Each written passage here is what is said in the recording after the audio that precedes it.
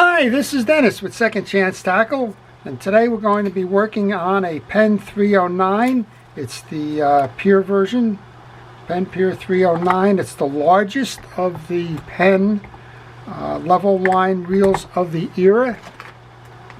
You had a Penn 9 or 10, this one's a 10, which was the smallest. The intermediate one was the 209, and this is the 309. So this is a large saltwater reel. It shares a lot of the pieces with the Jigmaster, as that it has a bigger, higher speed gear. It has a larger capacity spool and of course bigger side plates to accommodate both the spool and the level wind function. So what we're going to do today is we're going to take this reel apart. We'll show you how to disassemble it, how to clean it, how to service it, how the reel is made, what the pieces and parts are, how it comes together. And then we'll put it back together again and let John take this one fishing. This is the last of the reels that John has sent in to me. You've seen some videos. We did one on the Shakespeare Alpha low profile baitcaster, and John sent in a few. So that's just a reminder, if any of you have a reel out there that needs to be serviced, if you contact me using the information on the end of the business card, then I will be happy to provide you with the repair information. Okay, I start by letting everybody know I do wear a protective glove on my hand. That keeps a lot of the greases and grime and dirt out of the way.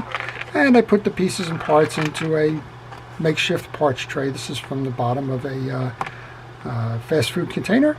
And already I put the screw, that's the set screw for the handle screw, in place. I just got to ask, why is that set screw there? Well, it's there because boat vibrations and things like that will cause this screw to loosen. And if it loosens, you can mar up the gear sleeve. So they put that set screw there, like they do on rotors on spinning reels. They put that set screw there to hold the main screw in place. Okay, that goes in there. We can remove that. I also got to ask questions on this. This is the Allen Tanny wide wrench from Allen Tanny. It's available at mysticparts.com. I think it sells for around $15 or $20. If you work on a lot of Penn reels, then I think that it does you well to go get this wrench. You can always use the one that Penn supplies, which is thinner and shorter, but that one gives you good leverage and is easier to handle. Notice on this one that the two sides are not the same. That's important when you go to reinstall. And when you go to reinstall, notice that you have a lip here inside. That's the downside of this. Put that in the parts tray. Come over here and remove the external screws, and while we do that, I want to take a moment to thank our first responders and essential personnel for everything it is that they're doing during this pandemic to keep us well, keep us trying to live life as much as normal, and healing those that have come down with the virus. Thank you for everything it is that you do. Alright, I took that screw out that holds the tension onto the line guide, because we are going to remove that line guide. And I find that when I go to reinstall, it's a lot easier to have that screw out and install that line guide separate from reinstalling the side plates. You'll notice when we're taking these out, that's the sleeve or spacer. You'll notice that there's two different sizes of screws here. If you haven't noticed, notice it now. Just going to put them on my table so that you can see that. The larger or longer side plate screw goes into the cross posts. The shorter one goes into the reel seat. So when you go to reassemble, remember that sequence there. And this is a good time to tell you to take pictures along the way. If you do that, you won't get stuck when it comes to reassembly, or if you get stuck during reassembly, you'll be able to go and take a look and find out what the orientation was of a piece, or what sequence you took them off in, or whatever. Okay, here's the back end of our reel. We'll take the side plate off. We'll take the line guide shield off. We'll take the line guide, which is the worm and the guide assembly. We're going to put those in a parts tray from now. We're going to service those later. We're going to remove the spool. And underneath the spool, the first thing you want to check for in these line guide reels or level wind reels, make sure that all of the teeth on this gear are complete, intact, and not chipped. If these are worn, your line guide won't function properly. So I get a lot of questions frequently on these types of reels, and it says my line guide won't work. Their immediate thought is that it's the line guide, which it could be. Sometimes it's the pawl inside of that breaks a tooth. Sometimes it's there's line or something gets trapped in the grooves, or something scars the grooves, which when it goes to turn around, it doesn't go smoothly. And then the last thing that happens is that the teeth are cracked here. And if the teeth are cracked, when it comes around to mesh with the worm gear drive over here, it simply skips. This won't move. So the line guide doesn't perform properly. Okay, you don't have to grease the line guide for your service. It's a plastic part. It doesn't require grease. I do use Penn grease, not because it's Penn reels, but because it's a good fishing reel grease, and I would tell you to go ahead and make sure that you use fishing reel grease when you're doing your reel service. It's easy just to grab some other things, and I've seen a lot of other things in fishing reels, but please use the reel grease. It's designed for that. I'm not a chemist. I couldn't tell you what the things are. I can only tell you that there are certain properties that go a long way towards preserving your reel if you use fishing reel grease. Okay, I just get a little bit of grease onto the side plate bearing. You can get a little on here. I said you don't have to grease that, but it will intersect with the worm drive gear, so you can get a little bit of grease on that. That's fine.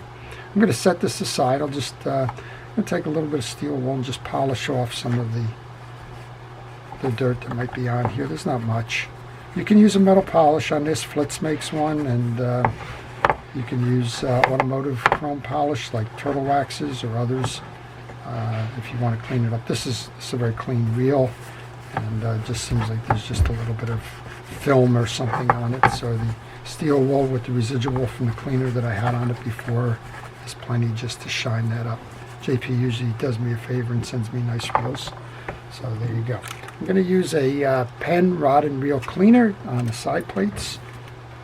It's got a cleaning part of it. It's also got a little bit of a polish in it, so it makes it pretty. And this one I've seen has worked very well. So go ahead if you want. It's not that expensive. It's $13 or $14. If you have a lot of these types of reels, go ahead and get it. You can use it to clean after you go fishing. Clean the reel off with that, clean your rod off with that, and set it up for next time. Or you can just, when you're doing your services, make your reel pretty again. All right, we're putting a little bit of grease back onto the other side stud here, and that smaller gear is going to drive the level line gear, the big plastic one. You can put these back into the assembly. Now remember, when you did this, you put more grease in here, so back that off a little bit, because when you go to put your spool in, it's going to compress that grease and you're not going to have the same amount of play as you did before you started. We're going to remove the bridge plate now.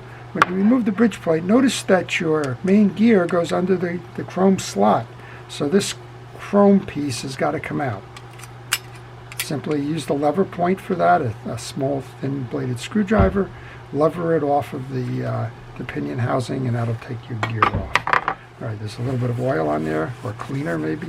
Well, I didn't get this side clean, so it wouldn't be cleaner. All right, now we can remove the side plate. The side plate has 4 screws on it.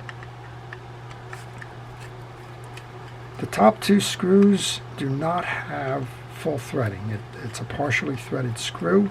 That's because there's springs riding on them. You'll notice it here, that there's only a few courses of the screw, and then it stops and goes smooth. The bottom 2 screws are fully threaded, so again, when you go to reinstall, make sure that the fully threaded screw goes on the bottom and that the partially threaded screws go up top. I imagine that Penn designed that because there's some risk that if you didn't do that, your springs that are riding in that smooth section there could catch on the threading and could force the reel to perform poorly. All right, that when you release the tension on the last screw, it all falls through. Notice I have my hand cupped behind me. There's an anti-reverse dog in here that's sitting on this screw.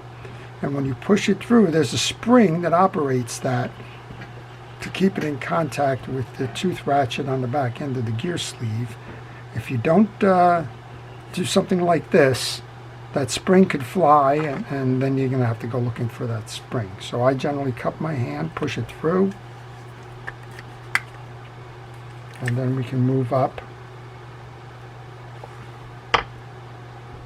And then I can search for the spring. What are we talking about? Here it is. It fell right in front of me there. That's the spring that I was talking about, and you don't want that to jump. It's pretty hard to find, and if you take the precautions on the front end, you don't have to worry about it on the back end. This is your dog. We'll show you how to install that later. Put that in my parts tray.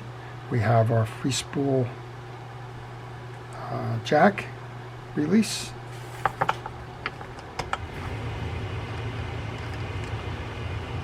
Pull that up. So this uses the Jigmaster main gear, but it uses a bigger pinion gear. I believe that's the pinion gear off of the Long Beach. So it's not the same high speed as the Jigmaster, but it is the same in terms of max drag and in terms of crank performance. It gives it a little bit of an extra oomph. So Penn shared a lot of parts between their reels, and sometimes if you are looking for a spare part, you can look within a certain series as opposed to just looking for that specific reel. So for example, if you have a Long Beach item, you can also look at the Del Mar and the Seaboys, the 85 and 285 as another source of parts if you're buying a used one. I'm using penetrating oil now as a cleaner, just kind of getting it all wet in there. I did notice there's a lot of dried grease in here.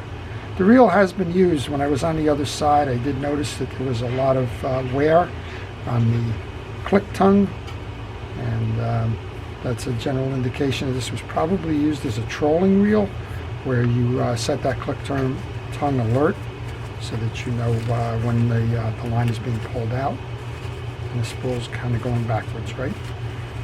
All right, so we did a nice job kind of cleaning that up. Next we'll move over and clean some of those metal parts. And I'm going to do the same thing here with the rod and reel cleaner.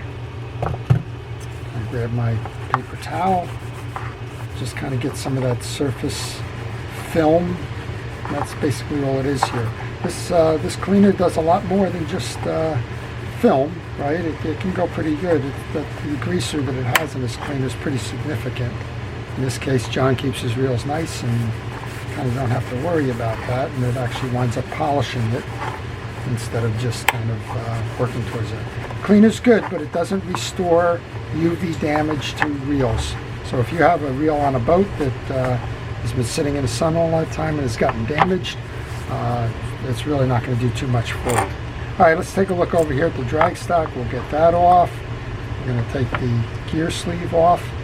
We're going to make sure we can service the underside of it and get clean.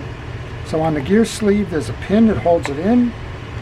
Get a little pin about the same size. You can generally push it out like that. You can see how it's coming out there. Hopefully you can see where it's coming out there. We'll remove that pin, pull the gear sleeve off, and now we can clean up the bridge. That little pin is going to go into the parts tray, just so I don't lose that as well. A little piece of monofilament that was in there. That's kind of interesting. It's probably hiding in there. I don't know if it deteriorated the performance. John didn't say that the reel wasn't working. So sometimes it can get trapped in there but not get caught up in the gears or anything. That's quite possible. It just happened there. All right, so we've cleaned off our bridge. We used a little bit of 4-0 steel wool just to kind of polish it up and get the old grease off. We'll do the same thing on the back here. There's nothing that comes in touch with the back, so that's not that important. On the gear sleeve itself, go ahead and get a cotton swab and just run it inside to make sure that we can get any grease that might be in there out of there. Also a little bit of grease up top. So we'll use our grease now. We'll go back to that Penn grease and put a little bit of blue grease on there. Put the gear sleeve back on there. Get that little pin. Now that pin, we'll take it off here, that pin actually rides in this slot right here. That's what holds the gear sleeve on.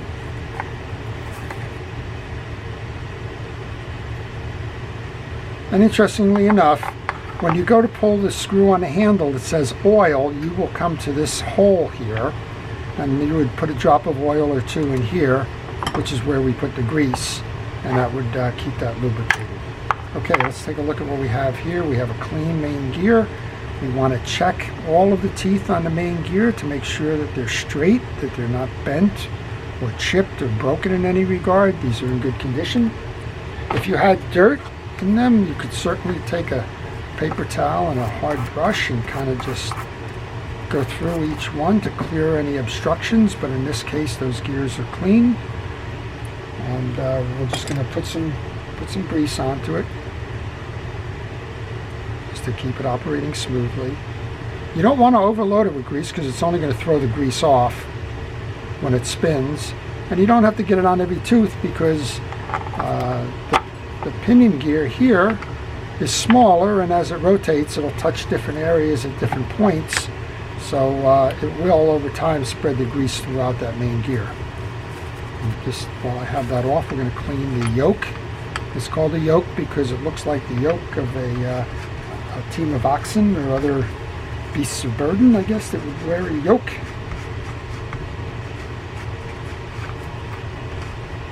These polish up nicely. You want to make sure that you get any dried grease that's on this off of it, and the reason for that is that that grease will clog the spin of that pinion gear, and it'll make it harder to reel. Put a little bit of grease onto the shoulders of the yoke there. Do the same thing here with the pinion gear. We're going to check the teeth, make sure they're clean, they're not chipped or bent or anything. This one looks fine. Do the same thing, get a little bit of grease on there. Again, you don't have to get it in every tooth, and you don't have to overload. Just going to set that to the side. I'm going to check our washers now. These are hard washers. They don't bend, they don't flex, and they don't need any kind of service. There's one in here already. I'm not going to pull it out at this point.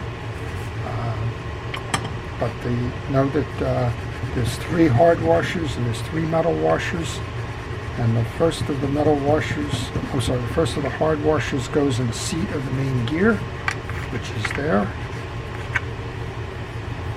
You have 2 round washers, and you have an eared washer. The round washers are called keyed washers, the eared washers, because they kind of look like the ears. Or that one goes in the middle.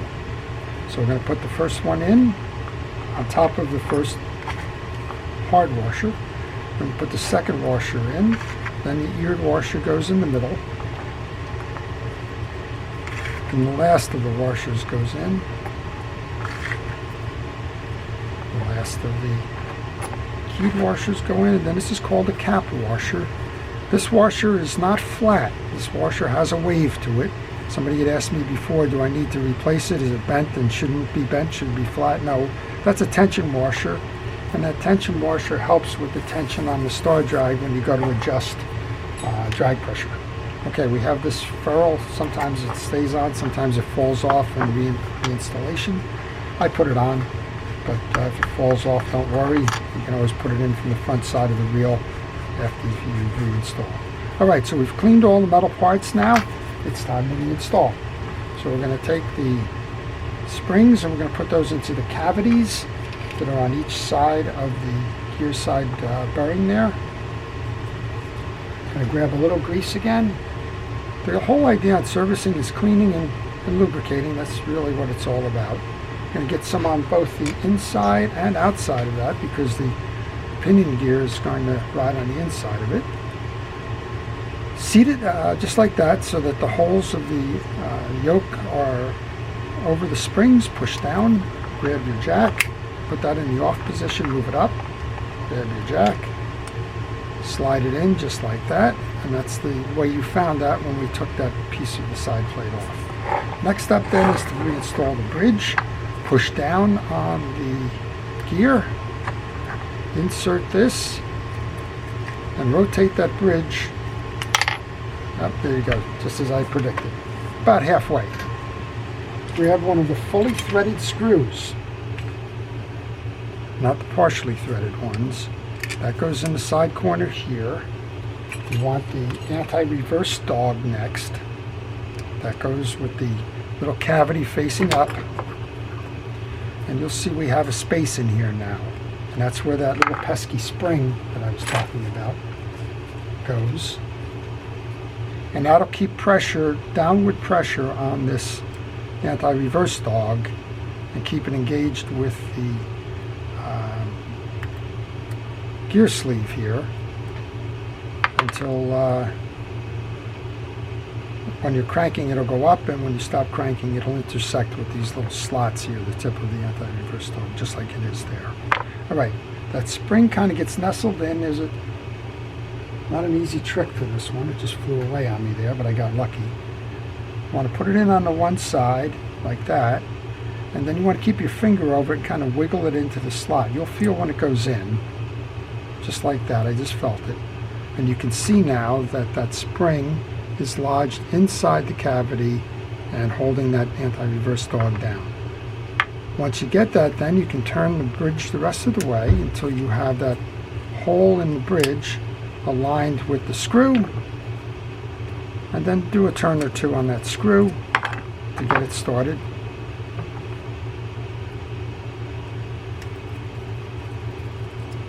And you'll see it come up. I don't like to tighten it all the way down fully until I have the other screws in. As you saw, that bridge plate moves a little bit, and you want to just give yourself some play in there as you go to put the other pieces in. So throw that one down. Another partially threaded, that goes on the other side. Fully threaded goes below. Again, just get them started until you have all four started. There you go. So now I've got them all started. I'm going to go in reverse, kind of north, south, east, west. Go high, go low, go in, go out kind of deal. That keeps it from binding. Alright. So if you like what you're seeing, you like real repair, I would ask you to subscribe to my channel. It keeps my channel vibrant. And if you do subscribe, please hit the notifications button, because that will tell you when I post. And I've been trying to post every day, kind of in concert with the first responders that are out there every day trying to do something. It's not easy, but I try to do it every day, and if you subscribe, you'll see when the new pieces are posted. Alright, now you want to put the ring on. You couldn't put the ring on before because that gear was too big. Align those holes in the side plate. I have a little pick. You saw me use that earlier. I just use that to make sure that the holes are aligned. I use it for a lot of different things. And then we can go reinstall. So the first thing I like to do, you'll notice I haven't played around with the line guide assembly yet. We're just going to set this on properly. We're going to take a little bit of grease for the shaft on the spool. Take our side plate. If you throw that into the off position, it's easier to get the side plate on. And I'm just going to take two of the longer side plate screws to anchor this without tightening it down. So a couple of turns here just to get it started. One here, and we'll do one on the other side over. That's the shorter one, so that shorter one belongs in the real seat. And just a turn or two here. Okay, I'm just going to set that aside for a moment. We'll come over and we'll service our line guide. For whatever reason, it's skippy on me here. Alright, that line guide, there's a cap here that holds the pawl. The pawl is the little cylinder that rides back and forth on the worm gear, makes a turn. That would be this.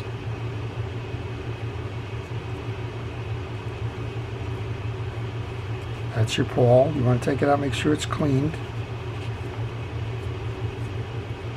Put that back in. Check the shoulders. If there's any place where this thing gets dirty, it's right on the shoulders here. So just go ahead and grab it, like that little scraper or something. Make sure that there's no grease that's accumulated on the sides there. Drop of oil works well with that. I'm going to use this counterpart to the grease, the Penn Precision Real Oil for that. I'm going to go and put that back into the carrier now. I've checked the slots on this. The slots are working fine. There's no dirt or grease or grime in there. And if there was, you could use that same hard bristle brush or wire brush or something else to clean it out. All right, we've disturbed the location on the forks on that pawl, so you just want to keep working it like I'm doing here, and just an incremental turn or two until you can feel that the screw is all the way down in the seat and there's no resistance while turning that worm gear, and that's how you properly set that. We have a debate, channel viewers, should I put grease or should I put oil on the worm gear? I put oil on. It evaporates faster, but my experience, especially when the reel is being used in a saltwater environment, is that the grease traps dirt, and that trapping of the dirt there is detrimental. All right, two sides to the shield. One side is shorter than the other. The short side faces out. This is why I anchor this, but I don't tighten it. I put the two into the one side and come over and locate the two holes on the other side, press it in, and now I can tighten it. Oops, I can't tighten it down. I don't have it in this side. Now I do. Now we can tighten down the screws here. So if you like the video, please indicate the like. If you have a question on this reel or any reel in particular, then please leave it in the comments section. I do try to reply to all of the questions and comments in the section. It doesn't have to be on this reel. Maybe you're working on a spinning reel or a bait caster or something else and you're stuck. Leave me a question if I can help get you unstuck and get you to reel back fishing. Well, that's kind of what this is all about here. All right, the two short screws go on the bottom. So leave it in the comments. Please subscribe. And again, as I mentioned early on in the video, if you're like John and you have a reel and you want like it serviced, if you contact me on the business card that follows, I'll provide you with repair information, where to send the reel, and so on. All right, this is the last one. And then we'll go ahead and put that line guide in. And make sure that everything's working on it before we return it to you. This is the line guide cap. We do the same thing here, just a little bit of grease. You also put grease onto the little sides of the line guide. Not necessary because you've kind of been greasing everything else along the way, but you could. All right, the way that I install these, some people try to do it all at once, but I leave that open. Then I slide in, back, nestle the point into the groove of the main top, and then push in on the worm gear to get it seated on that side in the drive, and then take our adjuster cap here and put that on the other side, at least get it started. Usually what I find is you have to turn the reel to get it to seat properly, and that would be next. So we're going to put the gear sleeve that fell out the last time. Going to get that star adjuster. Remember what we said, we're on the back end of the adjuster here. But these two were not the same size. We have that little indentation, so that faces down.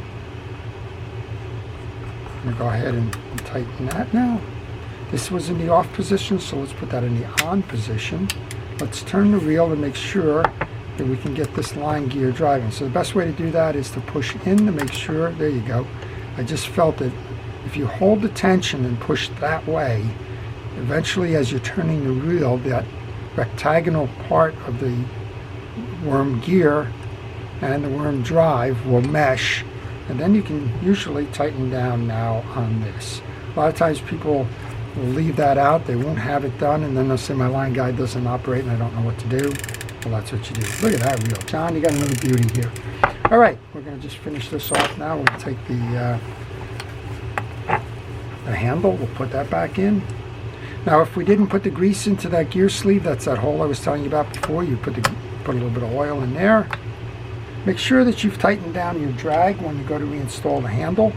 If you don't, what's going to happen is you're going to trap that star adjuster, and then you won't have a full drag, and you won't be able to move that adjuster key.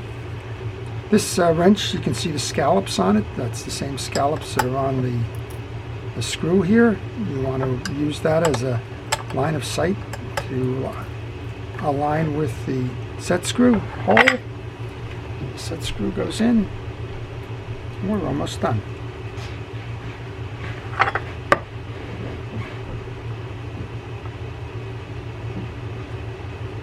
There you go. So this is your Penn Peer 309, largest in the series, using the Penn Jigmaster gearing, some parts from the Penn Long Beach. Make sure our drags tighten up nicely. They do. I'm going to back them off. I recommend that after you service the reel, if you're not using the reel, back the drags off. That way it won't put pressure on it and have them eventually lock in with the metal washers. That's it.